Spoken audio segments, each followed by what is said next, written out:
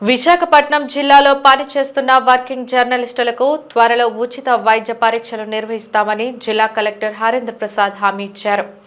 Andhra Pradesh working జర్నలిస్టుల federation ఇచ్చిన రాష్ట్ర వ్యాప్త పిలుపులో భాగంగా నేడు విశాఖపట్నం జిల్లా ఫెడరేషన్ యూనిట్ జిల్లా కలెక్టర్ కార్యాలయంలో కలెక్టర్ హరేంద్ర ప్రసాద్ ను కలిసి దీర్ఘకాలంగా పెండింగ్ లో ఉన్న తమ సమస్యల్లో ప్రభుత్వంకు తెలియజేయాలని కోరుతూ 12 అంశాలపై వినతి పత్రం సమర్పించారు.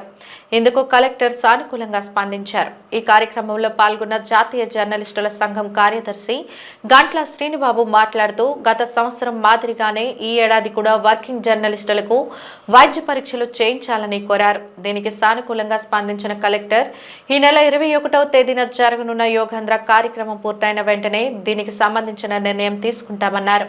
చాలా కాలం నుంచి పెండింగ్ లో ఉన్న జర్నలిస్టుల ఇంటి స్థలాలు సమస్యలను పరిష్కరించాలని, మీడియా కమిషన్ ఏర్పాటు చేయాలని, జర్నలిస్టులకు పెన్షన్ సదుపాయం కల్పించాలని, త్వరలో ఏర్పాటు చేయనున్న అక్రిడియేషన్ కమిటీలో ఏపీడబ్ల్యూజేఎఫ్, ఏపీబీజేఏలకు ప్రాతినిధ్యం కల్పించాలని కోరారు.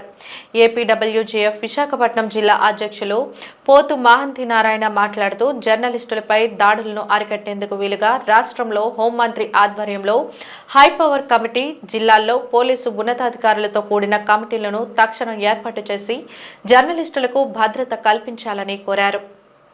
ప్రభుత్వం అన్ని వర్గాల సంక్షేమానికి ప్రాధాన్యత ఇస్తుంది కాబట్టి జర్నలిస్టులను కూడా అందరికీ కూడా మేము ఏదో మా యూనియన్కే చేయమనుకున్నా రాష్ట్రంలో ఉన్న జర్నలిస్టులందరికీ కూడా మేలు జరిగే విధంగా తక్షణమే ఇళ్ల స్థలాలు కేటాయించాలని ప్రధానంగా కోరుతున్నాం. ఎందుకంటే బాబు గారికి తెలుసు 2014లో మరి అప్పట్లోనే మాన్యువల్గా అప్లికేషన్లు ఇచ్చాం. తర్వాత వైసీపీ గవర్నమెంట్ వచ్చిన తర్వాత మీకు 3 సెంట్లు ఇస్తాం, మీకు ఆన్లైన్లో అప్లై చేసుకోవాలంటే అప్లై చేసుకున్నాం.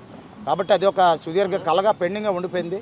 అలాగే ఇంకొక అచీవ్మెంట్ ఏంటంటే రేపు యోగాంధ్ర అయిపోయిన వెంటనే విశాఖపట్నం జిల్లాలో ఉన్న జర్నలిస్టులందరికీ కూడా ఉచితంగా వైద్య పరీక్షలు నిర్వహించాలని చెప్పి కోరడం జరిగింది. దానికి కలెక్టర్ గారు సానుకూలంగా స్పందించారు. కార్పొరేట్ ఆసుపత్రులతో సిఎస్ఆర్ ఫండ్స్తోనే మీరు అందరు జర్నలిస్టులకి కూడా వైద్య పరీక్షలు చేయించాలని మేము అందరమే దానికోసం సార్కి ఎక్స్ప్లెయిన్ చేయగా కలెక్టర్ గారు సానుకూలంగా స్పందించి యోగా డే ముగిసిన అనంతరం కూడా జిల్లాలోని జర్నలిస్టులందరికీ కూడా రేషన్ కార్డుతో సంబంధం లేకుండా చేయమని అడిగాం.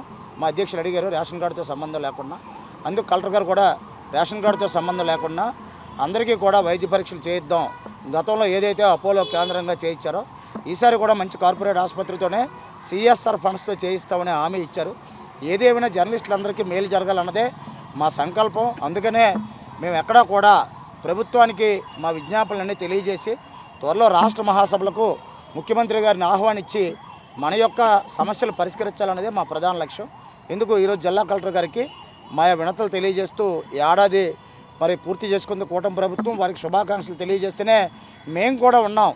మా సంక్షేమం కూడా కొద్దిగా గుర్తుపెట్టుకొని పూర్తి చేయండి అని చెప్పి కోరాం. మన జర్నలిస్టులు రాష్ట్ర వ్యాప్తంగా ఈవేళ డిమాండ్స్ డే పాటించాం.